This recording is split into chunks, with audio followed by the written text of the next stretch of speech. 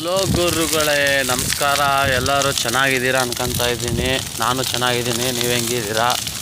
ನಾನು ಇವತ್ತು ಕದ್ರಿಗೆ ಹೋಗಿ ಮನೆ ದೇವರಿಗೆ ಕೂದಲು ಕೊಟ್ಬಿಟ್ಟು ಬಂದಿದ ತಕ್ಷಣ ನಮ್ಮ ಅಜ್ಜಿ ಹೊಲ ಎಲ್ಲ JCB ಕ್ಲೀನ್ ಮಾಡಿಸಿದ್ದೀನಿ. ಅದನ್ನೆಲ್ಲ ಬೆಂಕಿ ಹಾಕ್ಬಿಟ್ಟು ಬಾಪ, 1-2 ತಿಂಗಳಾಯ್ತು ನಾವು ಹೋಗೋಕ್ಕಾಗಲ್ಲ ಅಂದರು.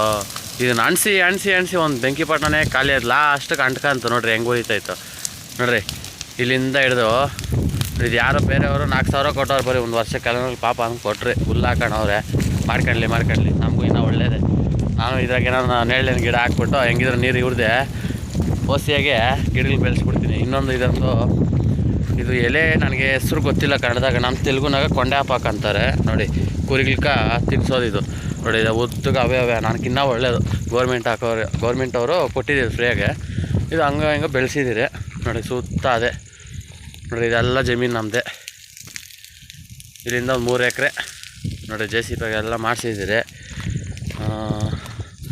ಇಲ್ಲಿ ಬಂದು ಈ ಒಂದು ಗುಡ್ಡ ಎಲ್ಲ ನೇರಳೆಹಣ್ಣು ಗಿಡ, ಇನ್ನೊಂದು ಗುಡ್ಡ ಬಂದು ಚಿಕ್ಕ ಮಕ್ಕಳು ಆಡೋಕ್ಕೆ ಏನೋ ಒಂಥರ ನೇಚರ್ ಥರ. ಈಗಿನ ಜನ್ರೇಷನಲ್ಲೇ ನಮಗೆ ಗೊತ್ತಿಲ್ಲ ವ್ಯವಸಾಯ ಏನಂದರೆ.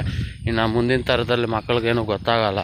ಅದರಿಂದ ನಾವೇನನ್ನ ಸೇರ್ಕೊಂಡು ಮಾಡಬೇಕು ಅಂತ ನಾನು ನೋಡಿ ಎಲೆಗಳು ಹೆಂಗಿದಾವಂತ. ಎಲ್ಲರೂ ಗಮನ ಇಟ್ಟು ಕೇಳಿಸ್ಕೊಡ್ರಿ ಫ್ರೆಂಡ್ಸ್. ಇರೋ ಜಮೀನನ್ನ ಉಳಿಸ್ಕೊಬೇಕು.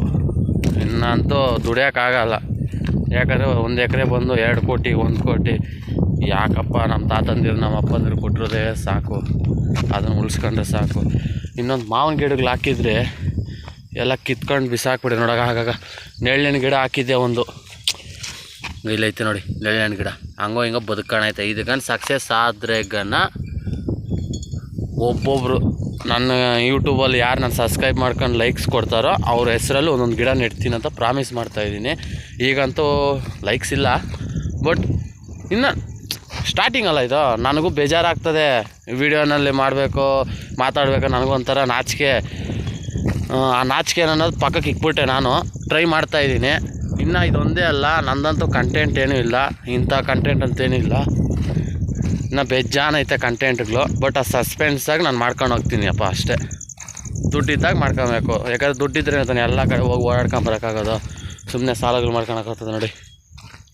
ಇದೆಲ್ಲ ಅಲ್ಲಗಂಟ ನೋಡು, ಇದೆಲ್ಲ ನಂದೆ. ಇನ್ನೊಂದು ಅಲ್ಲಿ 5 ಎಕರೆ ಐತೆ. ಅಲ್ಲಿ ನೀರು ಕಾಣಿಸ್ತೈತಾ? ಇಲ್ಲಿ ತೋರಿಸ್ತೀನಿ. ಅಲ್ಲಿ ನೀರು ಕಾಣಿಸ್ತೈತಾ? ನೀರು ಅಲ್ಲಿಂದ ಆ ಸುತ್ತ 5 ಎಕರೆ ಐತೆ. ಅದು ಹೆಂಗೈತೆ ಅಂದರೆ ಒಳಗೆ ಕಾಡು ಥರ ಐತೆ. ಅದನ್ನೆಲ್ಲ JCBನಾಗ ಮಾಡಬೇಕಂದ್ರೆ ಬೇಜಾನ್ ದುಡ್ಡು ಬೇಕು. ಅದೆಲ್ಲ ಸದರ ನೋಡಿ, ಈ ಥರ ಸದರ ಮಾಡಿಸಿದ್ರೆಗನ ಆಮೇಲೆ ಬಂಗಾರನೇ. ಇನ್ನು ಆವಾಗ ನನ್ನ ಸಬ್ಸ್ಕ್ರೈಬರ್ಸ್ಗೆ, ನನ್ನ ಯೂಟ್ಯೂಬರ್ಸ್ಗೆ ಸ್ಪೆಷಲ್ಲಾಗಿ ನೋಡಿ.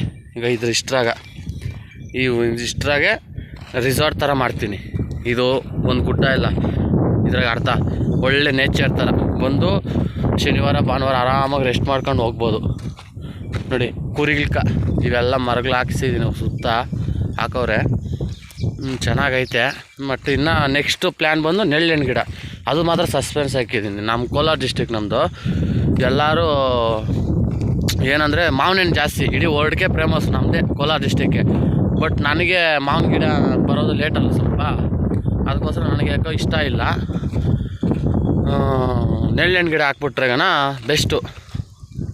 ಅದಕ್ಕಂತಲೇ ನೋಡಿ ಹೆಂಗೆ ಉರಿತಾಯ್ತು ನಮ್ಮದು ಬೆಂಕಿ. ಸರಿ ಫ್ರೆಂಡ್ಸ್.